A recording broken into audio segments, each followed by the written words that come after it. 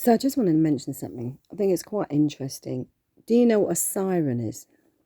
So a siren in history is supposedly mermaids used to call out and wail to the sailors so that they crash on the rocks. Supposedly, that's what we're told. I mean, we don't know what's true anymore. And it's interesting that they also call those na na na na na na na na sirens. And I find that really interesting. Why? If its being is to crash someone on the rocks to cause an accident, those aren't what we think they are either. And have you noticed, with all this malarkey going on, how many more times you hear those na na na na na na, day in, day out, regular hours? Have a look, start writing down when you hear them, because you'll notice you'll hear them exactly the same times on exactly the same days, often. And what is that feeling that it always gives you when you hear a siren? You think, oh God, someone's in trouble. Or actually, I remember as a child, because you're always told, well, don't be naughty, the police will come and get you. And so you're always frightened of the police. I mean, that's not a way to, bring our children up. I mean, when I was little, we actually had a copper lived next door to me, and he was an absolutely lovely man. We knew him by his name, and he'd come around and tick you off if you hadn't been very good and make you have some manners. And there was nothing wrong with that either. We've so lost the plot.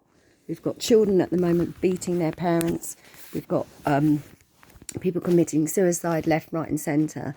And what is it that's instigating it? This fear, this drive, this sirens, you're not good enough, or you're bad, or we're coming to get you, do as you're told. Whatever happened to choice? I'm really so fed up with this. This is not the world that I want to live in. The world I want to live in is where we all take care of each other, and we know that Mrs. Davis down the road's got food and so's got wood for their fire. What are we becoming? Automated, vacuous, or vacuous? Maybe that would be the case. We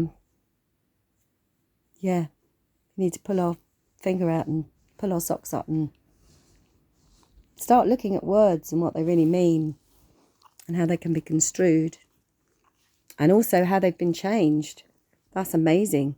Go back and get an old-fashioned dictionary now. It won't be like any modern dictionary you've ever read, because half the bloody words are missing. Why is that? Because they don't actually want you to know the true meaning. And we go through life thinking that we know what all these words mean, and actually when you look them up, you're really quite shocked, like the word exempt. It's far deeper than just saying I'm not party to something. Yeah, it frees you from... Look it up. Look it up in Webster's 1828 dictionary. That's a real mind opener. It's quite a biblical dictionary, and it gives you quotes and explains words in sentences and all sorts of things. But you'll be flabbergasted what words really mean. So be careful what you say. And be careful how you use your words, because that word is also the word swords. Words are swords. This is why truth hurts. Truth. The word hurt is contained in the word truth. And that's because I know whenever you've been told a real humdinger of a truth, it's painful. It hurts because it brings a comprehension or a deeper understanding of something. And you sort of get it. Yeah? So let's be careful how we use our words, what we say, and what we listen to, and and again, isn't that interesting? Whether the hertz, the HZ, the frequency, is actually hurting us or inspiring us or making us happy. Why do you think they changed the hertz of all the music that we listen to? Because they put it on a frequency that isn't good for human beings. They've been delving and messing around with us for way too long, internally and externally. You need to detoxify, declutter, and understand that all this materialism, all these things that we've strived for, working and slogging guts out and earning money to buy the things that we supposedly think we need. Do you remember a time when we used to have local jumble sales? They used to be brilliant. You go along to the jumble sale, that someone would have made some homemade cakes, and there'd be nice cups of tea, and you'd meet all your neighbours, and you'd buy and sell clothes for like 50p in a pound, and everybody could afford them. No, now we give them to charities where they're headed up by CEOs who are on like over hundreds of thousands of pounds a year, 110 grand here and whatever, who run these charities. And then I don't know whether the managers are thing, but then they're even clever because they get, loads of people to volunteer to work in them. And we don't have that community feel anymore because we've lost the jumble sales. In the community centres, and we're not coming together in the way that we used to. Same as, right, now, how many of us, we've all got a washing machine. We've all got a washing machine. I'm a lone person, right? So I'll probably wash in my washing machine maybe once a fortnight, probably longer than that, because I've got enough bedding and change it. And I'm not going to do a wash unless I'm doing an entire wash and then get it dry and get it put away. So one person, and I make sure I don't drip everything all over my thing. And I certainly wear my clothes more than once. I can wear them. I won't wash them unless they need washing. And if it's only a little item, I'll do it by hand anyway, because there's something very satisfying in that. But do you remember the time when we all went to the laundrettes? That was another lovely meeting place where you'd meet your neighbours. I know people who met people in laundrettes and they ended up marrying them, and they're still very happy to this day.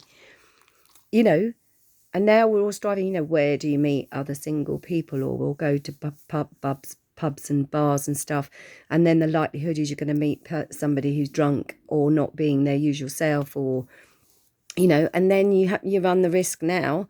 We're understanding it's more and more dangerous that your drink can be spiked. I mean, for God's sake, what is wrong with us all?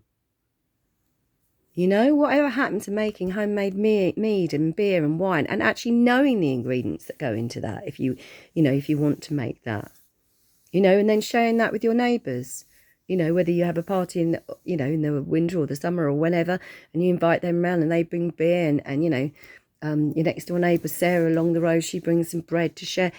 What has happened to community, and especially at this time, we've really, really lost it. And instead of that, they're making you scared of everybody else. Or if you haven't done X, Y, and Z, then you can't trust these people. Like these people who are choosing whatever they're choosing have now become the terrorists of the day. And look at narcissism. Where the hell did that crop up from? Now there's something, apparently the figures state that it's 50% male to 50% female, and it never was that. And I'm not saying men are nastier than women or whatever, you know what I'm saying. Isn't it interesting that women are becoming just as bad just as quickly? And what is that about? And then all these teenagers now, and this, domestic violence in the home is now becoming your children battering you. And why is that? Was that just because they were brought up on EastEnders?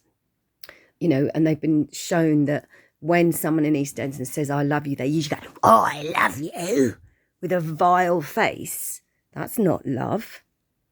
I mean, where have we gone? There's no discipline anymore. And I'm not talking about smacking anybody. We went from one extreme to the other. If you looked at a teacher wrong, you could have been caned or sent to the headmaster's office or expelled. And even, I was born in like 1962. I left school in 1979. I remember, if you were going to be taken into the headmistress' office, and the likelihood of you being expelled or suspended was like, oh God, you felt shame. Yeah, we don't feel shame about anything, So this made me do it, the alcohol made me do it, the drugs made me do it, that made me do it, that made me do it. You made me feel this way. It's because we've been bringing up children now, especially since I was in my teenage years, how many people, women especially, have had to bring up children completely on their own. Time before we did that was after the war. And look what's happened. We know it is totally healthy for children to need a father figure and a mother figure. And it doesn't even have to be blood. If there isn't a dad, but you've got a great grandfather, or, your friend up the road, male friend is a good role model. Where are the role models for these kids? And then now, last year, you kept them inside. They're not allowed to talk to each other. They're not allowed to see each other's faces. They're covered up. They're hiding. They can't trust anyone. I mean, are they even recognising their parents, who, when they're wearing masks? You can't recognise anyone. It's really bad, because this whole part of this face is really necessary. If you didn't know what I looked like, you could not work out, have I got dimples or not? Have I got jagged teeth or crooked teeth, or, you know, my lips red or very fine, or, you know, have I had loads of injections? I've got the biggest, fattest lips. Without all that detail, without that knowledge, without that knowing, how can you see who anybody is? And I'm not talking about judging people necessarily by their covers, because we're deeper than that, and obviously the eyes are the soul. But, you know, it's very, very distracting if you cannot see what somebody looks like. And what is the price that we are going to pay for this, guys? What is the price that we are going to pay for this craziness that's hit us? These children aren't going out into the playground, they're not exercising. When I was at school, you know, we cooked, we learnt how to do things. We're not learning how to do anything. You leave school, you don't even know how to start a bank account or have a mortgage or what a mortgage is or anything. They've taught us nothing of practicality or necessity. I want my children to know how to light a fire, to go camping, how to make a shelter, where to find spring water. These are the fundamental, absolute practicalities. Because if all that society, if nothing is there, those are the only things you need to know, and where you're going to get your food. And understanding that actually universe is so damn intelligent and clever that we have seasonal food. Why do we have seasonal food? Because we need different food at different times of the year. We were not cut out to eat pineapples on Christmas Day or mangoes, because mangoes do not grow in the UK. Quite possibly they do, but what I'm saying, it's not natural. It's not an indigenous food. And obviously, you know, I don't know, do people look at what is in a mango compared to what we need at that time or from that country? You know, we have masses of apples, pears, cob nuts, chestnuts, readily available, fungi. Food is there, yeah? But we've all forgot. We think, oh no, you have to go down the road in your little metal vehicle, your little metal coffin, and go into a conglomerate that has chosen that carrots look like this and potatoes look like this, and this is the only variety we're going to allow you to have. And it's been, God knows, covered in, you know, weed killer and chemicals and all the rest of it. And that's where you get your sustenance from. No. You go to your local farmer's market and you go and get it locally, and you support local small businesses. This is why we're so screwed up. These people were never able to come to the fore because of all these damn conglomerates taking over the whole business. Do we need Tesco, Sainsbury's, Waitrose? I mean, do we need them all in every single town? I mean, you know, because we've done this thing that you need choice. You have to have so much choice. You can't just have 4 types of apple. There's got to be 35 available, and then this shop won't sell it, so I might have to go to Sainsbury's, or they do my favourite cereal, or whatever it is. Yeah? And so the choices become so much, then we're left with no choice, because we can't choose, because there's too much choice. And then you buy it all because, oh no, I can't make a decision. This is just crazy. You know? Having said that, I mean, in nature, I mean, I can't even remember how many varieties of British apple there are. I mean, I think at one time there were hundreds of them. But that was to do with sweetness and what they were used for, and whether you were going to make it to use them to make mead, or maybe cider or apple juice, or you were just going to eat them, or you were going to cook with them. You know, it's nice to have a variety, obviously, and that makes sense. But variety and choice has just gone crazy, and how we've been spoon-fed all this information of what is necessary to us, which is so untrue. You know, I fast a lot, and one of the biggest things that I've come to realise is you do not need 3 massive meals with meat on each one to survive in a day. And we now think, you know, so many people have bacon eggs for breakfast, or, you know, and then they have cooked lunch, or they have meat in the sandwich, and then you know, in the old days, you were probably lucky if you got meat once a week, and you stick it in a big pot and you make lovely stews, and you'd eat from that.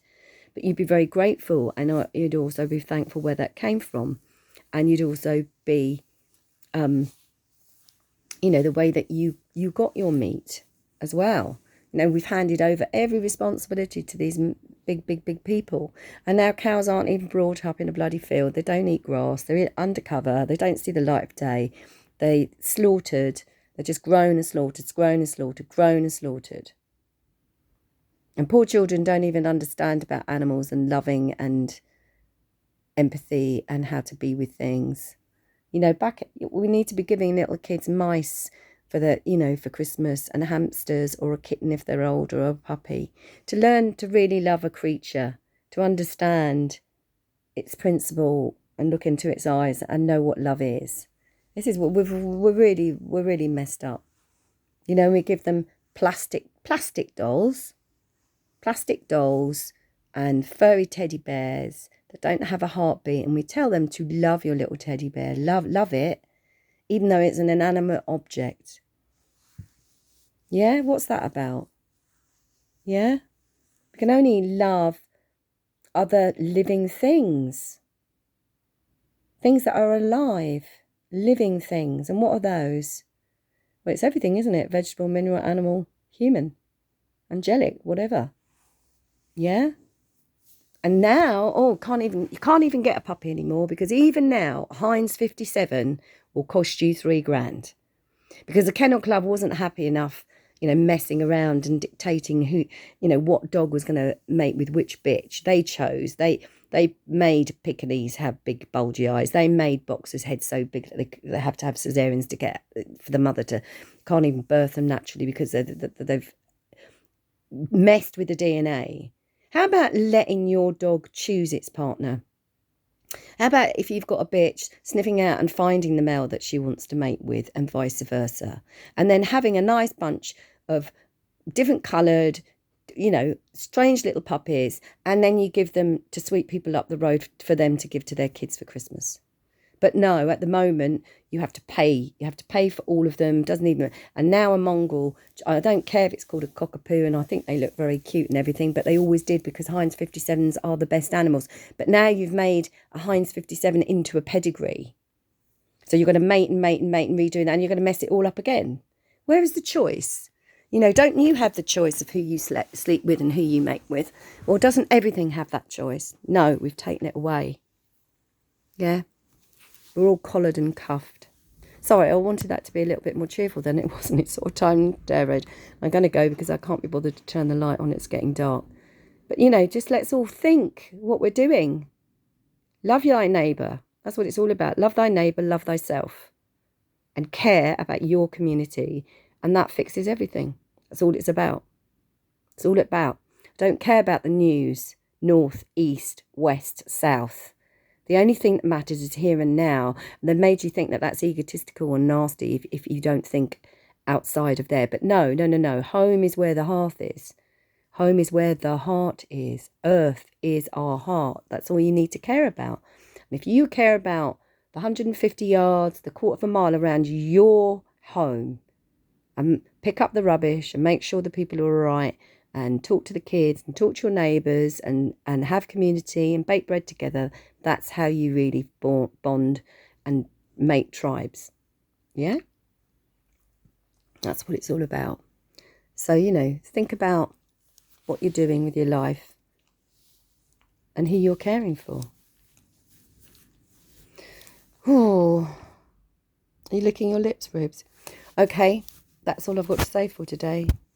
Stay safe and be true to yourself.